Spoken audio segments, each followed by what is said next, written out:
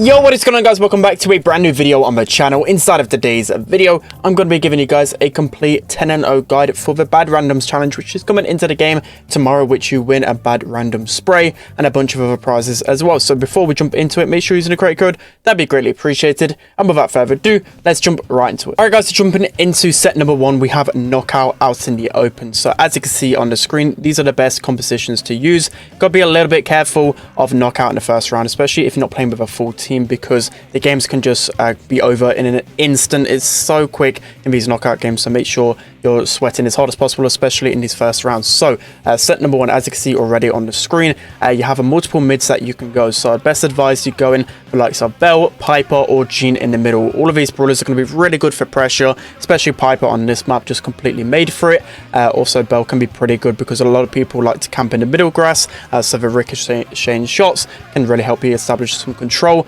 And then Jean, of course, with the vision gear on this map, makes it a lot easier to hit the shots and your opponents. So one rule of thumb of this map as well for me is that you always got to have a brawler down multiple lanes, and specifically the more aggro brawler down the right hand side. And you don't really need the speed gear on that brawler. You can probably opt for like damage and the vision gear as well. Even if using cold, vision gear is still super strong, so make sure you're using that. As you can see already from the compositions, that Squeak can be really strong because of that gadget, especially if you just spam those free gadgets that you get. You can easily establish control with it.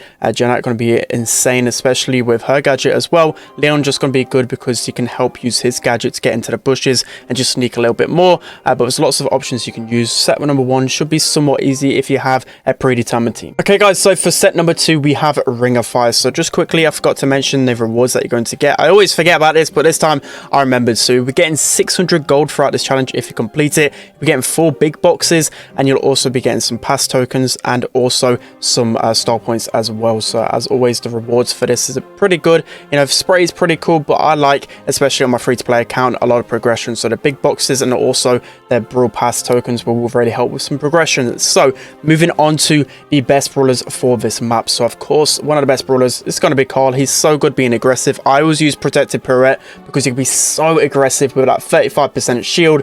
You just absolutely shred through people, especially if you use your gadget on them as well. So always recommend Carl on this map. Bonnie's going to be really good in the middle because you can keep your distance pretty well if you use the grass. And then also if someone is isolated, you can easily catapult onto them for an easy kill pretty much every single time. And then you have a likes of Janet, going to be good in pretty much every situation. Lola's really good on this map because of her super being able to get a lot of control. Her gadget gives a lot of control as well. Bo is just pretty good at either as a mid or a lane. If you really like playing Bo and you feel comfortable on him, it's just a solid option, especially on maps with hot zone maps with one zone. Those mines are really going to help you get a lot of control and just keep the enemy off the zone. Lou is also a really good underrated pick. Still people underrated when it comes down to hot zone, but if you can cycle your super well enough, if you're not spending the majority of the game without that super, you're going to be absolutely dominating. So make sure you get that first super, cycle it really well, and you're going to get so much control on this map. Same goes for Squeak as well. You can get so much control. Maybe a little bit risky in the earlier stages because you're more likely to face aggro in the earlier sets. Leon going to be a little bit decent, just get countered by a lot of people that are starting to use Crow and their vision gear, but early on it should see no problem. Crow, of course, going to be absolutely insane on this map because, again, a lot of people use the squishy mids, so Crow being able to slow people, jump on top of them, get easy kills.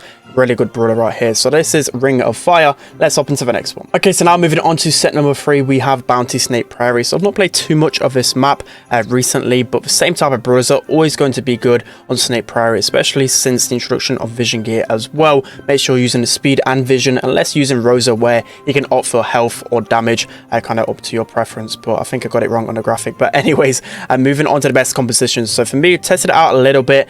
Janet can be pretty good. Same with Jean, but I think the number 1 composition has to be Bo, Tara, Rosa. Rosa is so good against multiple brawlers on this map. Hardly anyone's going to be able to escape her gadget and just the brute force of her speed gear. It's just absolutely insane how strong she is on this map.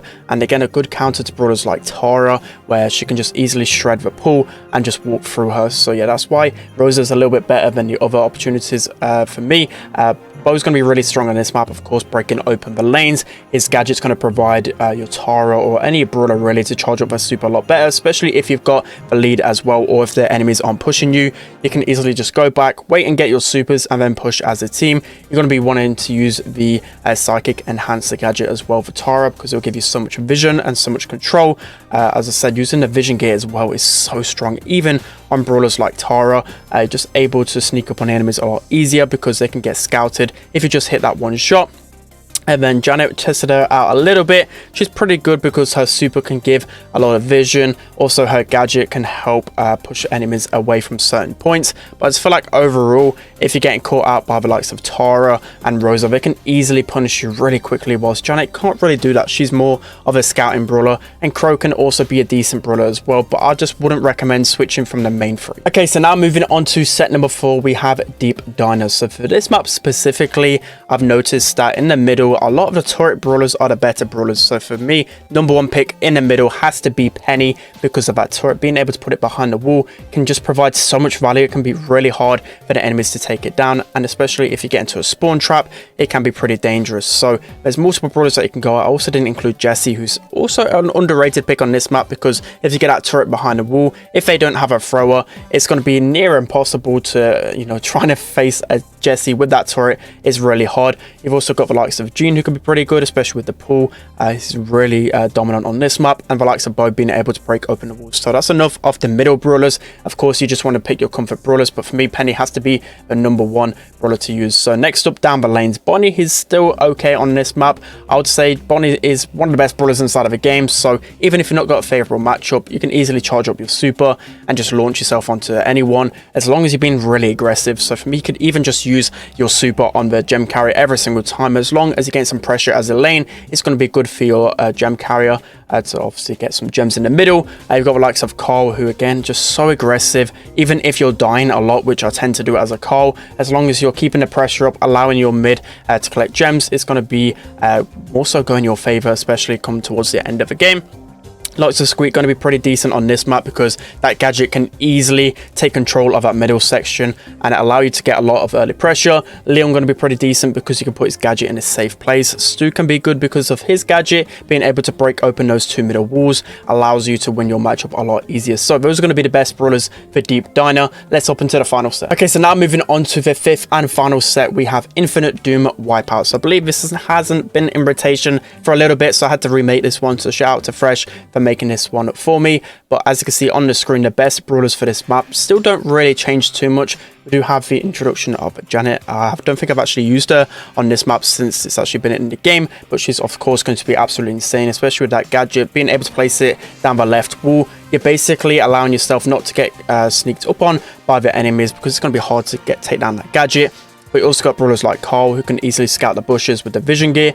You pretty much want to use vision gear on every single brawler other than the tanky brawlers. You got Crow, who's really good with the slows. Bo is going to be good for scouting, especially his star power. Jean as well, he's just made for vision gear. You've got really aggressive brawlers with the vision gear, with the vision gear and the speed gear, in the likes of Tara, Gale, and M. So I always recommend one of those brawlers, because they can be so good at the start. But always with Wipeout, and especially this map, it's just always the fight for the first initial control of the grass, because it can easily lead to a domino effect of just being spawn trapped a lot. So if you get spawn trapped yourself, make sure you're pinching out the enemies together and trying to regain control. But overall, don't lose your focus, get that first initial control, and you should be good. Alright guys, it's going to be it for today's video. Hope you enjoyed this one. So let me know what you think of the compositions in the comment section below. Took me a little while to get all the gameplay and also the graphics, so I appreciate you guys' support on this one. But I feel like this should be good enough to get you the 10 wins. But yeah, that's going to be it for today's video. Hope you enjoyed this one. Don't forget to like, comment, and subscribe. Let's see you guys next time.